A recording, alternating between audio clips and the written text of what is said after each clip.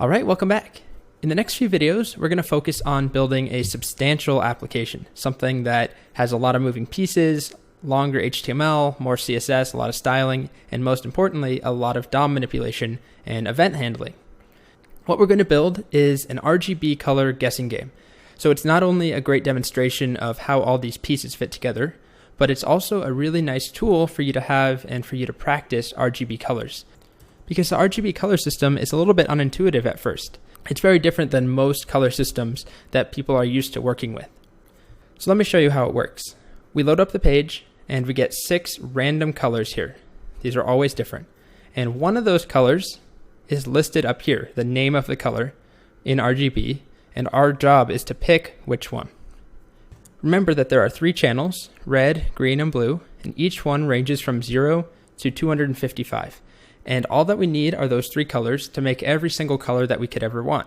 Black, white, yellow, orange, purple, all of those are actually made by combining red, green, and blue. So if we take a look, I have Wikipedia open. We can see how additive color mixing works in this diagram. So we have red, green, and blue. And to make yellow, we actually combine red and green, which is maybe a little different than what you expected. To make magenta, it's blue and red. And to make cyan, this light blue color, it's green and blue. And then lastly, to make white, we combine all 3. So here's another diagram down here that makes it a little easier. We have red, green, and blue, and then magenta, yellow, cyan, and white. And then no color is black.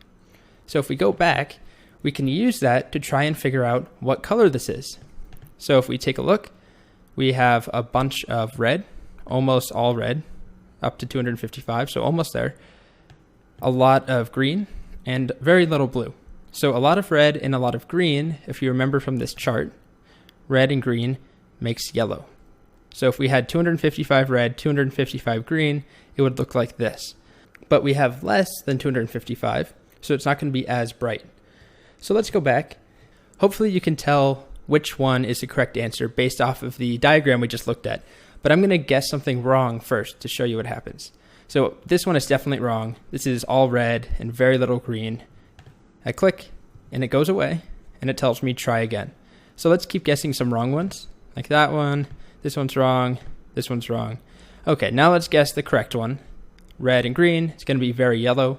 So this is correct. I'll click and notice that all 6 squares come back. They all change to the correct color.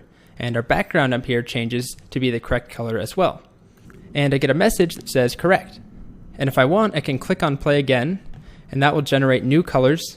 My screen goes back to blue up here, and I get 6 new squares and a new random color here. And then what I can also do is change the difficulty. So if I want easier, I only have 3 colors to pick from. This can get a little bit challenging when we have, I'll refresh a few times. Like here, we have 2 shades of blue that are very similar. Now, after you play this game for a while, you should be able to determine which one is correct based off of these 3 pink shades or these 2 blue shades, and that's really the point here. But to start out, you might just want 2 colors to pick from. So here's another one. Let's do it. A little bit of red, almost no red. A little bit of green, not very much, and a lot of blue, of course, is going to give us very pure blue. Let's go back to hard mode. One other point that I'll show here is that it's a responsive site. So I can resize it, and my squares move to the middle.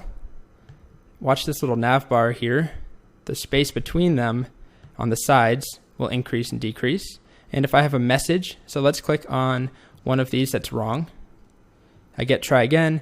Notice how these move closer together. And then I can move them apart, and we get some more spacing in there. So to wrap up, before we actually start creating it, I just want to summarize a few things.